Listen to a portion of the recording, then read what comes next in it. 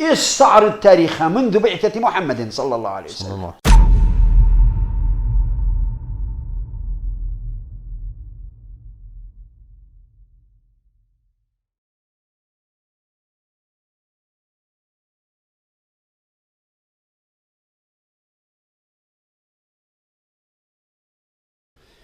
بسم الله الرحمن الرحیم. الحمد لله رب بسم الله الرحمن الرحیم. ستایش مر الله پروردگار عالمیان را، درود و سلام بر سید پیغمبران محمد، عائله ایشان و تمام صحابگانشان. ما شما را با سلام اسلامی مبارکباد میگوییم. السلام علیکم و رحمت الله و برکاته.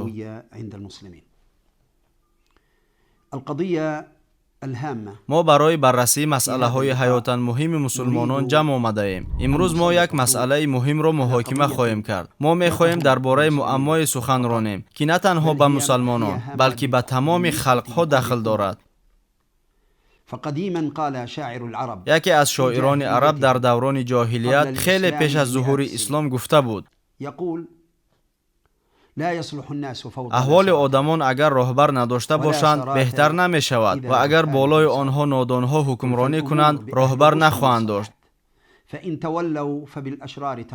بگذار کارها را خردمندان حل کنند مادامی که پرهیزگار باشند و اگر رو گردانند بدکاران حکم خواهند راند.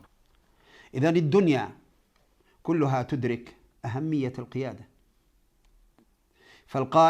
وقتی که راهبر مردم کار مردم را اداره می کند احوال آن مردم بهتر می شود. تمام عالم درک می کند که راهبری چه اهمیتی را صاحب است. راهبر شخصی است که در زیر تابعیت وی مردم به بزرگی و شأن و شرف نائل می گردند. ولذلك سنبحث كيف تكون القياده.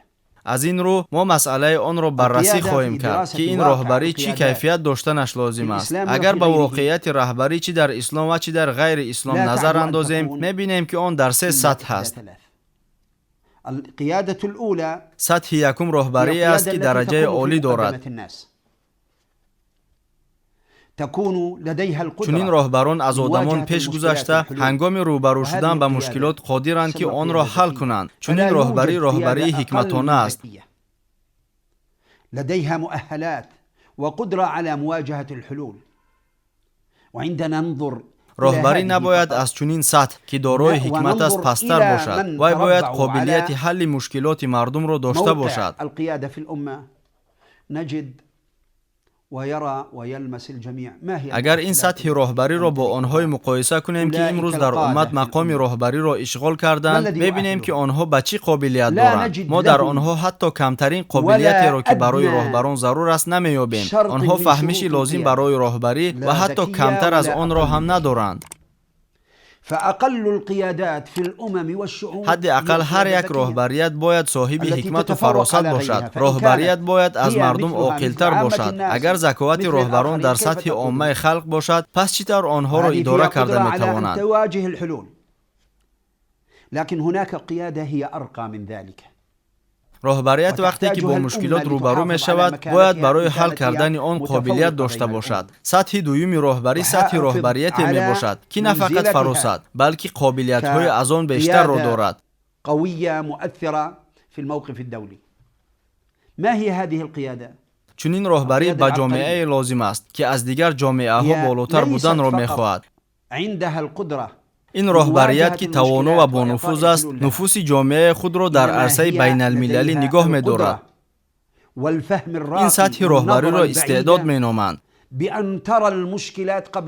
این راهبری نه تنها قادر است که مشکلات را هنگام روبرو شدن با آن حل کند بلکه به دلیل تفکر پیشرفته و دوراندیشانه خود مشکلات را پیش از پیدا شدنش می بیند. چنین راهبری استراتژی را قبول کرده پیش از به میان آمدن مشکلات حل آن را به نقشه میگیرد. بكل بساطه من عوام الناس فكان يقول در یاد دارم که چه خیل آدمان دانا در بین ما عاید به قابلیت اداره کردن خلقهایشان با افتخار بحث می‌راندند. فيقول القائل ان والدي یکی از آنها گفت پدرم قادر است که کار ویران شده را اصلاح کند. دیگری به او جواب داد اما پدر من می توانست آن را پیش از ویران شدنش اصلاح کند. راهبریت با شعور و با استعداد می‌داند که این و یا آن کارها به چی آورده می‌رساند.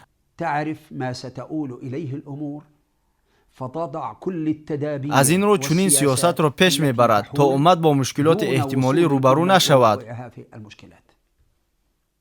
این گونه راهبری می‌تواند سروری جامعه خود را نگاه دارد یا آن را در موقع نگاه دارد که به جامعه موافق است.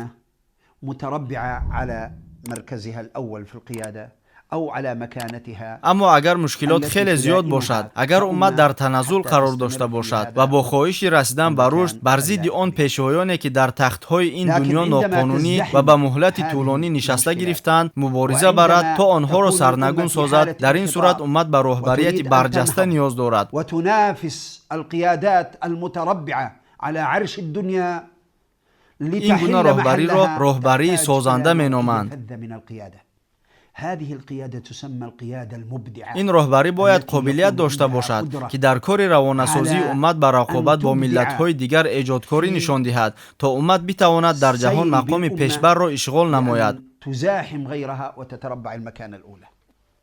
هذه القيادة المبدعة محض به چنین راهبری سازنده امت اسلامی در زمان ما نیاز دارد. ما به راهبری نیاز داریم که نه تنها با استعداد بلکه بیشتر از این باید ایجادکار باشد. این راهبریت قابلیت دارد که آدمان را از پس خود برد و به آنها عزم و اراده قوی بخشد. آن میتواند در آدمان کوشش برای حکمرانی و نظارت را از بالای بشریت بیدار کند.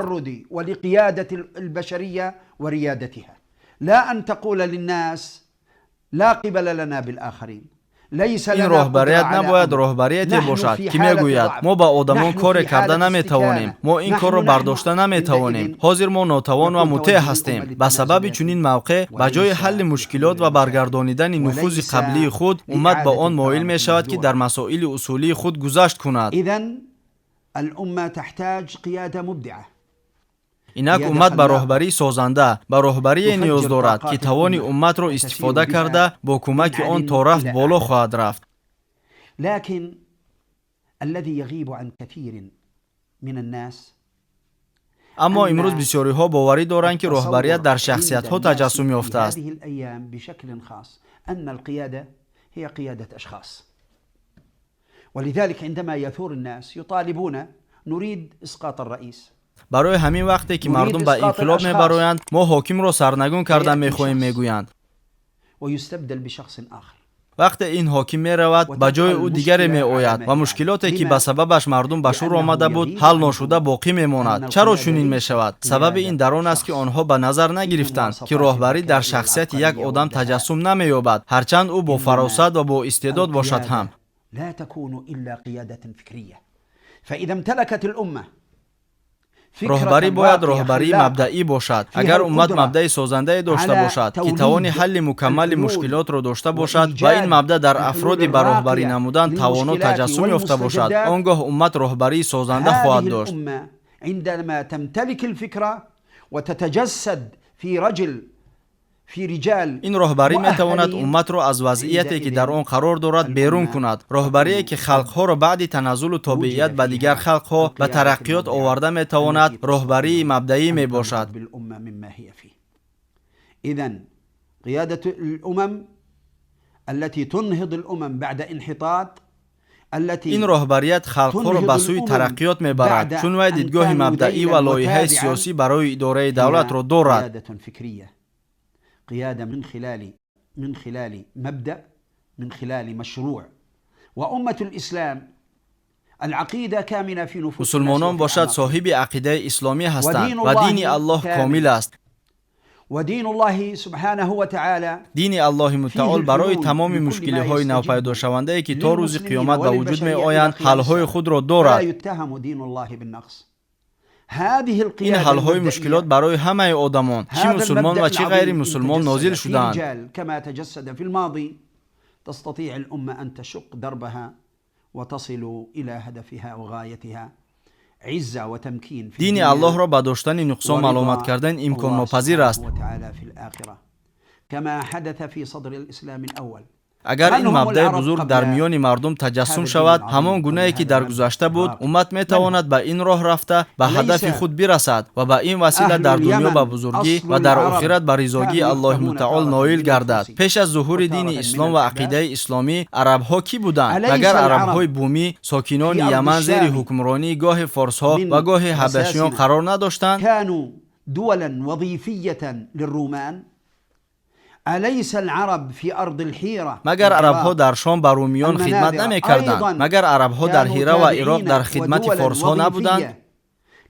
عرب ها در نیم جزیره عرب قبیله های بودند که بر ضد همدیگر می جنگیدند. آنها خونریزی می کردند، مال و ملک را طلای و تاراج می کردند، زنان را اسیر می بردند و دیگر کردارهای ناشایسته انجام می دادند. فجاءها الله بهذا الدين العظيم بهذا المبدأ.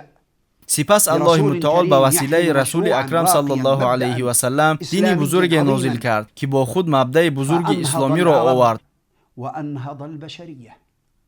ففي خلال سنوات وجيزة محدودة استطاعت این مبدأ باعث پیشروی عرب ها و انکشاف تمام انسانیت گردید. امت اسلامی در طول چند سال توانست ملت های زیادی را به هم متحد سازد. این امت دولت داشت که حاکم آن با اشاره به ابرها گفته است: هر جا که خواهی باران نازل کردن گیر، به هر حال خراج تو، یعنی اندازه از زمین گرفته شونده، به من برمیگردد.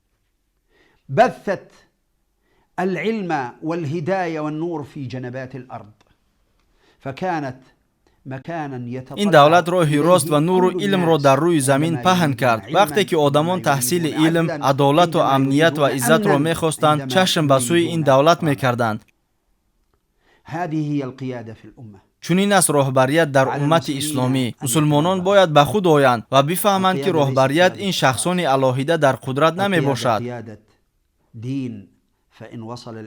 راهبریت باید راهبریت دین باشد. اگر اسلام به سر قدرت بیاید و ما به آن اطاعت کنیم، آنچه را که در اسلام حلال است حلال و آنچه را که در اسلام حرام است حرام گردانیم، هم نسبت خود و هم نسبت دیگران عدالت کنیم، پس ما سزاوار راهبری تمام بشریت خواهیم بود. ما از الله عز و جل التجا میکنیم که دین خود را در روی زمین استوار سازد و از او میپرسیم که این کار را با دستان ما انجام دهد. السلام علیکم و رحمت الله و برکاته. تماشابینان گرامی، اگر خواهید که نوارهای ما زود و بردوام برآیند، پس زیر کردن تکمچه لایک را فراموش نکنید. البته در شبکه ما ابونه شوید و ویدیوهای ما را به دیگران برسانید، زیرا رساننده مثل عمل کننده صاحب مکافات میگردد.